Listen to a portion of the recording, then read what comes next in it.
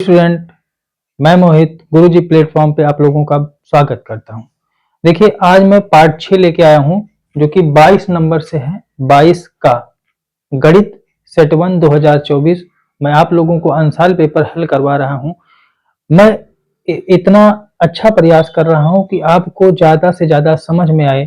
तो इसके लिए जो है आप लोग मेरे चैनल को please like, share and subscribe करिए और बेल आइकन ज़रूर दबाइएगा। इससे आपको जैसे मैं वीडियो डालूंगा उसका नोटिफिकेशन आपके पास पहुंचेगा। ठीक, तो देखिए 22 का दो ऐसे क्रमागत विषम धनात्मक पूर्णांक ज्ञात कीजिए जिनके वर्गों का योगफल 290 हो। अब देखिए, जो ये गणित में है, ये अंसाल पेपर में जो दिया गया, ये 4 नंबर का क्वेश्चन, ये 4 नंबर का, ये 4 नंबर का, ये 4 नंबर का क्वेश्चन दिया गया। तो देखिए, बहुत ही आसान क्वेश्चन होता है, अच्छे से समझेंगे। आइए देखते हैं। दो ऐसे क्रमागत विषम, तो माना क्रमागत का मतलब हो गया क्रम से आने वाली, वो कैसी संख्या है? विषम है। माना पहली क्रमागत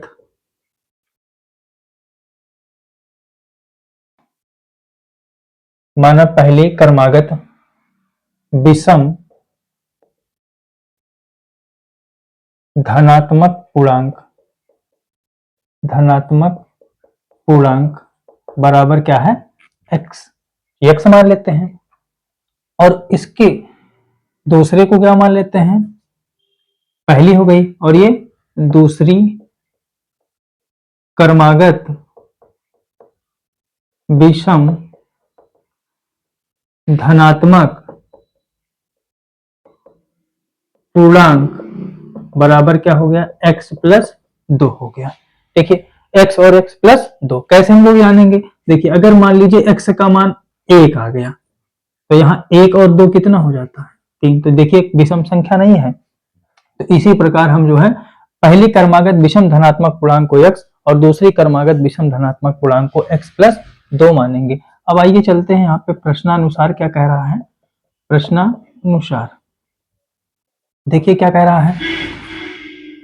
दो क्रमागत हो गया, पूर्णांक हो गया, उनके वर्गों का यानी इनके वर्गों का योगफल। तो देखिए, पहले का यानी x है तो x स्क्वायर, और दूसरा क्या है? x प्लस 2 है तो इसका भी स्क्वायर, और कह रहा दोनों को क्या कर दीजिए? जोड़ दीजिए, यानी x स्क्वायर x प्लस 2 का स्क्वायर प्लस यानी दोनों का योगफल कितना दिया गया है? 290। तो देखिए x स्क्वायर, इसको निकालिए x, ये देखिए a प्लस बी का whole square, a plus b का होल स्क्वायर मैं पहले बता दे रहा हूं। यहाँ पे a प्लस बी का होल स्क्वायर क्या होता है?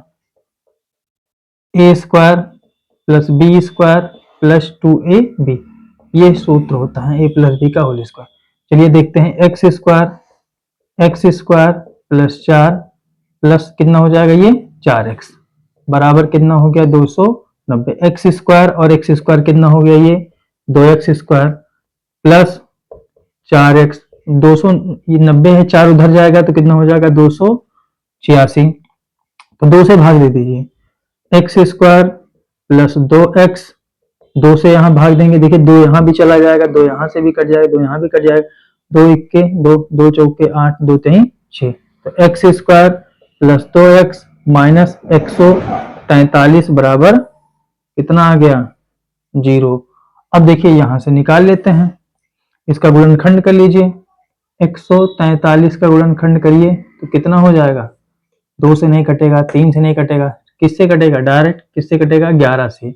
11 इक्के 11, 3 बचा, 11 तेईं 33, और फिर 13 से। तो देखिए कितना आ गया? 13 गुणे 11, और 13 में से 11 गया, कितना हो गया?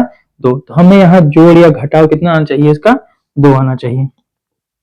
X square plus 13x minus 11x minus 143।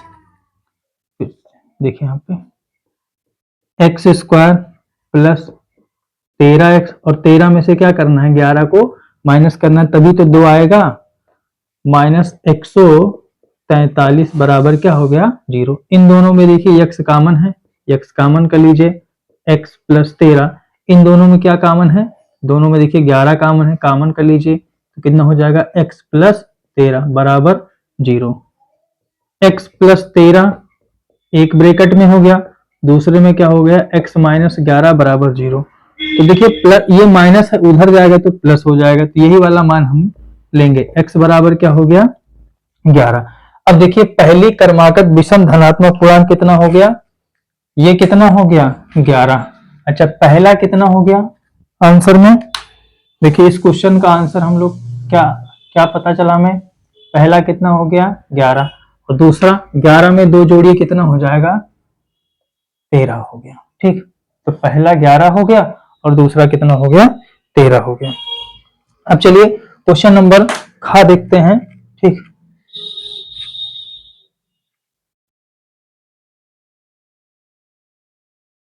Note कर लीजिएगा वीडियो को पॉज करके, यानी रोक कर वीडियो को नोट कर लीजिएगा। यहाँ पे खा वाला क्वेश्चन देखिए, सिद्ध कीजिए कि दो संकेंद्रीय वृत्तों में बड़े वृत्त की जीवा जो छोटे वृत्त को स्पर्श करती है स्पर्श बिंदु पर समद्विभाजित होती है। देखिए बहुत ही अच्छा सवाल है।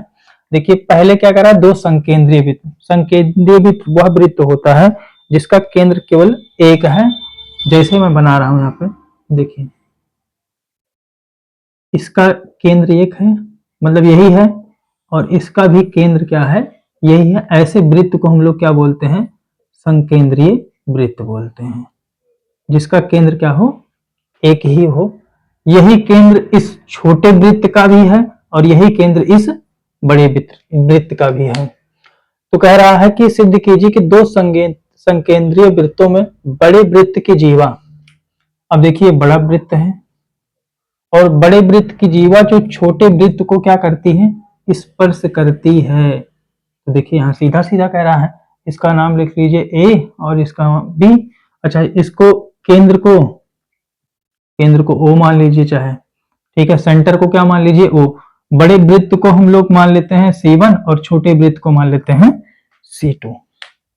अब देखिए बड़े वृत्त की जीवा जो छोटे वृत्त को स्पर्श करती है स्पर्श बिंदु पर समद्विभाजित होता है, ऐसा हमें क्या करना है सिद्ध करना है। स्पर्श बिंदु पर क्या होता है समद्विभाजित होता है, अर्थात ये जो है स्पर्श बिंदु जो है वो दो भागों में, जैसे यहाँ इसका नाम रख देते हैं P। तो कह रहा है कि सिद्ध करना हमें AP बराबर क्या हो गया BP, ये सिद्ध करना है हमें, ये हमें क्या करना है प्रूफ करना है, सिद्ध करना है,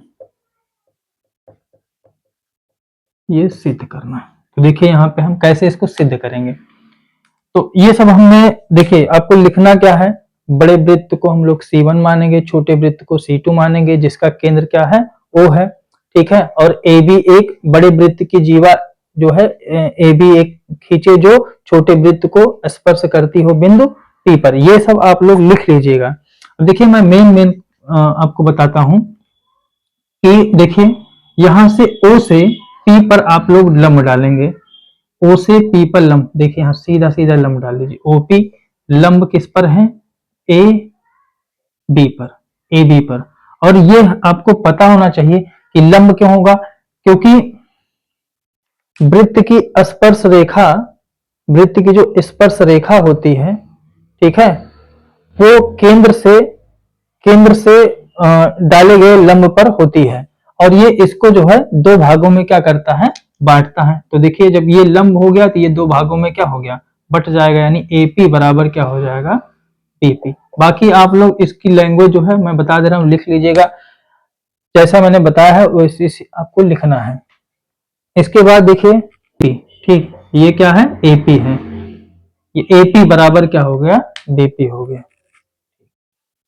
तो इसके बाद देखिए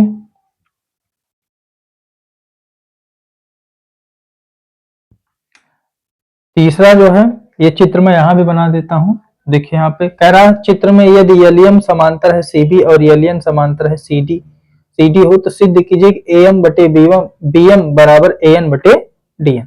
तो देखिए यहाँ पे ये चित्र यहाँ बनाया गया, लेकिन मैं बना दे रहा हूं यहाँ पे।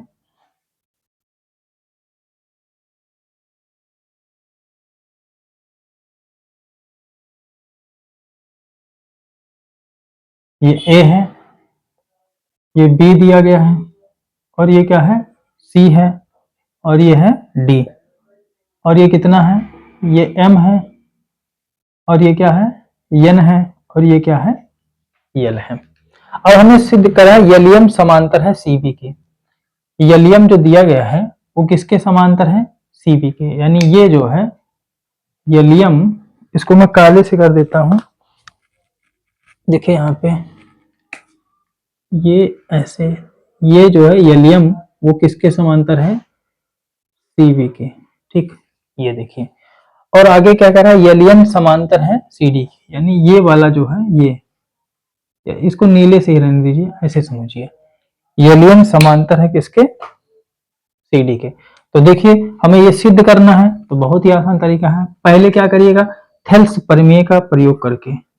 देखिए आपने प्रमेय पढ़ा है थेल्स प्रमेय, क्या पढ़ा आपने, थेल्स प्रमेय। थेल्स प्रमेय क्या कहता है, अगर किसी त्रिभुज को, देखिए अगर ये त्रिभुज है, ठीक है, और इसके सामने कोई जैसे ए है, ये मान लो बी है, और ये सी है, ये मान लो डी है, और ये क्या है, एफ ई है।